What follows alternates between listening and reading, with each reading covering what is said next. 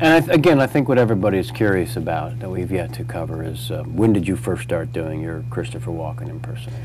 I don't know when I started. You know, I would imagine that I caught Walken's disease from Kevin Spacey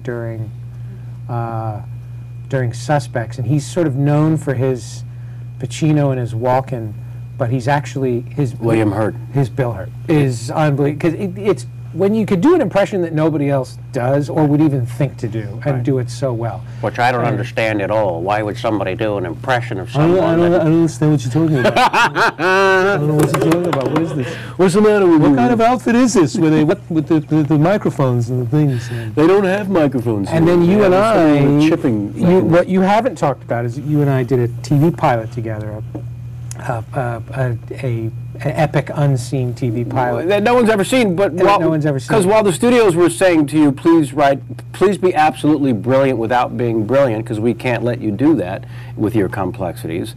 We spoke a couple of years, I think. Right after, yeah. Yeah, after. Because TV would let us do it. Right, and I said, well, I have a deal at Warner Brothers. I'm set up over there to do a television show. Come to the backyard and let's bang out some ideas, and we did. And then we did this 2-hour movie pilot for NBC. And yes. The only thing I really want to discuss, because I'd like it, if possible, documented, because I smoked way too much pot in the 70s, and my memory is for shit. Yeah. There was a moment when we were getting our first notes from NBC, and we were sitting in a round circle in Tony's office. I don't have to mention last names. You don't have to mention Mr. Jonas's last name. Nope. What's the point of mentioning no. Tony Jonas's last name? It's ridiculous. No, leave Jonas Tony Jonas and Jonas Brothers, his show out of it. We're getting notes. We're getting notes from the network, and Tony's job as the new _1 is to simply back our play. Yes. And he folds like a wet paper bag. Oh my! It was so embarrassing. Yes. But not to you, it wasn't embarrassing. It was the end of the line. And my memory of it was, this is at the offices at Warner Brothers. I'm looking for as much of this as you can remember, because the speech, all of us in the room when you walked out said, was anyone recording that? I know you're not supposed to tell us that. It was in the offices at Warner Brothers, where the hallway is all these posters of all these failed television shows, right, that used to be on the air for 9 minutes. Yes. And you basically stood up, and I'll paraphrase. George Clooney was in every other one of them. Yeah, George Clooney did 9 failed pilots for Warner Brothers before ER. Yes. 9. 9. To the credit of Les Moonves, who kept him on retainer, saying, someday this kid's going to click. Not for nothing. So the conference call ended. The speakerphone ended with the NBC executive. We're left to our own. Jonas is sitting there. No, he cowered and basically stabbed us in the back. And before he could utter a word, is my memory, you basically stood up in your seat. Oh, first of all, I'm sorry. During the speaker conversation, you got up from your chair and stood in the corner of the room. You wouldn't even face. You wouldn't even face what he was saying, because he was showing that his hand that he wasn't going to back us. Then the phone call ended, and then you turned around and addressed him and said,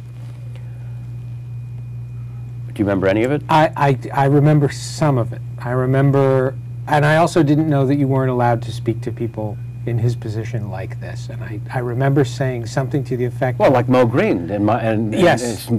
Michael, you don't talk to a man like Mo Green like that. You don't come to Vegas and talk to a man. I said something to the effect of, every day I walk down your hall of shame, and I look at all of the pilots that you made that never got on the air, and now and I look at this was about a casting. Right. There was an actor in the show that we had said right from the beginning it was another Kevin Spacey thing, and they had gotten us right up to the day and pretended as though they never knew that. Right. And they were pulling this actor out. Right. And so it wasn't over a script thing. Oh, it was over an actor. Right. And I said, every day I walk down your hall of shame and I look at all of these different pilots that never got made, and I look at all of the actors that are in them, and it's the same actor at every one. And now you're going to tell us who we can and can't have in our show. And I think I also said something to the effect of, I know I've only made 2 movies. One of them didn't do well, and one of them was very successful. So with that in mind, I have to say that even on a success to failure ratio, I'm still doing better than you are. And he didn't appreciate any of that. No, well, he also didn't appreciate when you said, when I walk down your hall and I look at your posters, I say, failed, failed, failed. Would have been better if I'd written it. Failed. That was my favorite. Would have been better if I'd written it. Yes. It was very blurry. I was very angry. I was very red in the face. While we were, well, it was a heroic moment, and while we were casting... That's why I brought it up. Yeah, while we were casting, you and I would... casting, which is traditionally the most miserable part of any filmmaking experience. Right, and we would give actors notes and give them extra time to try to pull it together. Yeah. But we were spending way too much time with the actors. So a 2-hour session was becoming a 9-hour session, and when the casting director would go out to bring in the next person, you and I, to fill the void of boredom, started doing Bob Hope and Christopher Walken sitting in for Regis and Kathy Lee. That is correct. And I don't know why, but...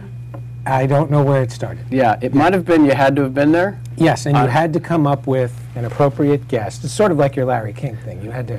You would very quickly, as the door would close with the actor leaving, you would suddenly turn into Bob Hope, and you'd turn to me, and I would have to come up with today's guest. Right. But it had to be a daytime talk show guest. Right. Yes. And but I don't even do Bob Hope. I don't even know why that got chosen. But as you're talking, your lip is curling into Bob. Yeah.